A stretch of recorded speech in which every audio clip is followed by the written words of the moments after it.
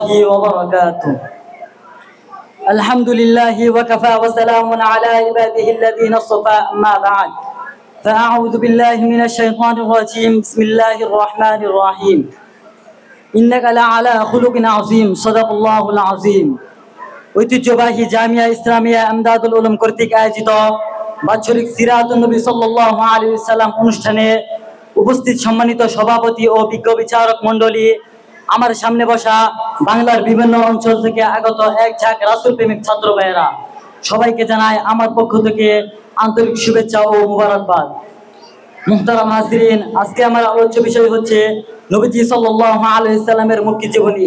এই বিষয়ে কিঞ্চিত পরিমাণ আলোকপাত করার চেষ্টা করব ইনশাআল্লাহ তাআলা। মুহতারাম হাজিরিন, নবীজি সাল্লাল্লাহু আলাইহি ওয়াসাল্লামের মুক্তি জীবনের রূপরেখা দুইটি। নাম্বার 1, নবুয়ত প্রাপ্তির পূর্বে 40 বছর। নাম্বার 2, নবুয়ত প্রাপ্তির পর 13 বছর। মুহতারাম হাজিরিন, রাসূল সাল্লাল্লাহু আলাইহি ওয়াসাল্লাম নবুয়ত প্রাপ্তির পূর্বে মক্কায় সুগতি অর্জন করেছিলেন আল আমিন, সাদিক ইত্যাদি উপাধিতে। জাহিলিয়াত যুগে মক্কার অবস্থা ছিল বেশ লাজুক। খুন খারাপি, চুরি ডাকাতি আর ওয়াদা ভঙ্গ করায় তারা ছিল অভ্যস্ত। ওই সময় রাসূল সাল্লাল্লাহু আলাইহি ওয়াসাল্লাম ছিলেন আমানত রক্ষায় তৎপর, যার কারণে মক্কার সকল শ্রেণীর লোক রাসূল সাল্লাল্লাহু আলাইহি ওয়াসাল্লামের নিকট তাদের মূল্যবান সম্পদ আমানত রাখতেন। মুহতারাম হাজিরিন, রাসূল সাল্লাল্লাহু আলাইহি ওয়াসাল্লাম যখন নবুয়তের দাবিদার হলেন, তখন তার উপর চড়াও হলো শত শত জুলুম আর অত্যাচার। যে সমস্ত লোকেরা নবুয়তের পূর্বে রাসূল সাল্লাল্লাহু আলাইহি ওয়াসাল্লামকে আল আমিন বলে ডাকতো, এখন তারা রাসূল সাল্লাল্লাহু আলাইহি ওয়াসাল্লামকে জাদুকর, পাগল ইত্যাদি বলে ডাকে। মুহতারাম হাজিরিন, রাসূল সাল্লাল্লাহু আলাইহি ওয়াসাল্লাম যে রাস্তা দিয়ে অতিক্রম করতেন, কাফেররা সেই রাস্তার উপর কাটা বিছিয়ে রাখতো রাসূল সাল্লাল্লাহু আলাইহি ওয়াসাল্লামকে কষ্ট দেওয়ার জন্য। কালিমার দাওয়াত দেওয়ার কারণে রাসূল সাল্লাল্লাহু আলাইহি ওয়াসাল্লামকে শত শত লাঞ্ছনা গঞ্জনা সহ্য করতে হয়েছিল। মুহতারাম হাজিরিন, রাসূল সাল্লাল্লাহু আলাইহি ওয়াসাল্লাম যখন পবিত্র কাবা শরীফের সামনে দাঁড়িয়ে নামাজ পড়তেন, তখন আবু জাহল রাসূল সাল্লাল্লাহু আলাইহি ওয়াসাল্লামের মাথা পিছিয়ে ফেলার চেষ্টা করত। শুধু তাই নয়, এমনকি আমার আপনার কলিজার টুকরো রাসূল সাল্লাল্লাহু আলাইহি ওয়াসাল্লামের গলায় কাপড় বিছিয়ে শ্বাসরুদ্ধ করে হুজুর সাল্লাল্লাহু আলাইহি ওয়াসাল্লামকে হত্যা করার চেষ্টা করত।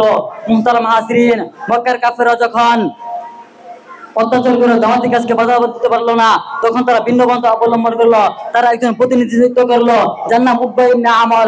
তিনি রাসূল সাল্লাল্লাহু আলাইহি ওয়াসাল্লামকে জিজ্ঞাসা করলেন, হে মুহাম্মদ, আপনি কি চান? আপনি কি মক্কার রাজত্ব পছন্দ করেন, নাকি কোনো সুন্দরী মেয়েকে বিবাহ করতে চান, কিংবা এটা চান যে আমরা আপনার পায়ের নিচে মক্কার সমস্ত ধন সম্পদ স্তূপ করে রাখি? আমরা আপনার সকল কথা মানতে রাজি আছি, আপনি শুধু আপনার দাওয়াতি কাজ বন্ধ রাখবেন। প্রতিউত্তরে রাসূল সাল্লাল্লাহু আলাইহি ওয়াসাল্লাম বলেছিলেন, তোমরা যদি আমার ডান হাতে সূর্য ও বাম হাতে চন্দ্র রেখে দাও, তবু আমি আমার দাওয়াতি মিশন বন্ধ করব না। মুহতারাম হাজিরিন, কিন্তু মক্কার কাফেররা রাসূল সাল্লাল্লাহু আলাইহি ওয়াসাল্লামের কথা মানলো না। তারা যখন দেখলো যে এত কিছু করার পরে মুহাম্মদকে ফিরানো গেল না, তখন তারা রাসূল সাল্লাল্লাহু আলাইহি ওয়াসাল্লাম এবং তার পরিবারকে শিয়াবে আবু তালেবের স্থানে নির্বাসন দিল। সেখানে চরম কষ্ট এবং অত্যাচারের শিকার হয়েছে রাসূল সাল্লাল্লাহু আলাইহি ওয়াসাল্লাম এবং তার সাথী বন্ধুগণ।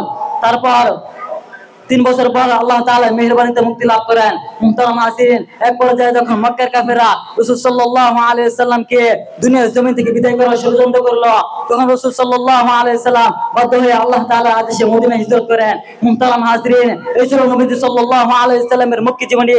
এই আলোচনা থেকে যা আমরা শিক্ষা পাই, তা হলো ইসলামের পথে চলতে গেলে বাধা বিপত্তি আসবে, আর আসাটাই স্বাভাবিক। আর এই পরিস্থিতিতে হকের পথে থেকে বাতিলের বিরুদ্ধে লড়াই করে যেতে হবে। মুহতারাম হাজিরিন, যে লোক এত কষ্ট পরিশ্রম করে দিন কায়েম করে গেছেন, সেই দিনকে আমরা হেফাজত করব, এই দেশ ইসলামকে আমরা হেফাজত করব, আল্লাহর দ্বীনকে হেফাজত করব, আল্লাহর কুরআনকে হেফাজত করব, নবীর সুন্নাহকে হেফাজত করব, নবীর আদর্শকে হেফাজত করব। এই দেশ ইসলামের উপর যদি কোনো দিক থেকে আক্রমণ আসে, তাহলে আমরাই মোকাবেলা করব। কাদের মেসেজে মোকাবেলা করেছি আমরা, তসলিমা নসরিনের মেসেজে মোকাবেলা করে আমরা। যারা ইসলামের বিরুদ্ধে গিয়েছে, তাদের বিরুদ্ধে যেভাবে আমরা লড়াই করে এসেছি, ঠিক তেমনি ভাবে আবার স্বাধীন সুরা বাংলার জমিনে আমার নবীকে নিয়ে কোনো বাতিল ফিরকা গঠিত করতে চায়, কোনো বাতিল ফিরকা ব্যঙ্গ করতে চায়, কোনো বাতিল ফিরকা আমার নবীর বিরুদ্ধে কথা বলতে চায়, তাহলে তার বিরুদ্ধে লড়াই করার জন্য সর্বদাই প্রস্তুত রয়েছি। প্যারে হাজিরিন, মেরে আখিরি पैगाम রাসূল সাল্লাল্লাহু আলাইহি ওয়াসাল্লাম চলে গেছেন, কিন্তু আমাদেরকে তার স্থলাভিষিক্ত করে গেছেন। রাসূল সাল্লাল্লাহু আলাইহি ওয়াসাল্লাম যেমনি ভাবে উম্মতকে শিরকি কুফরি সকল গুনাহ থেকে হেফাজত করেছেন, ঠিক তেমনি ভাবে আমরা উম্মতি মুহাম্মাদের ঈমান হেফাজত করে যাব ইনশাআল্লাহ। নাসরুম মিনাল্লাহি ওয়া ফাতহুন করিম। ওয়াসসালামু আলাইকুম ওয়া রাহমাতুল্লাহি ওয়া বারাকাতুহু।